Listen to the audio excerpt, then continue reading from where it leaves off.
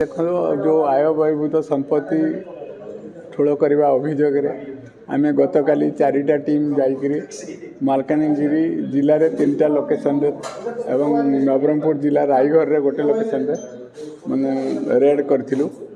Red समय से जो निहारंजन सरकार जाई अच्छी गोटे 3 महला कोठा पाई जहाँकि पाखापाखि 8,000 खंडे स्क्वायर फुट कोठा थिला। आउ मालकानगिरी 8टा प्लॉट पाइलु जो थे माथिली रे 2टा और मालकानगिरी 6टा प्लॉट 2टा कार 2,11,800 टंका नगद टंका सुना आउ बैंक डिपोजिट इत्यादि सब 25 लाख टंका पाखापाखि सब पाइथिलु।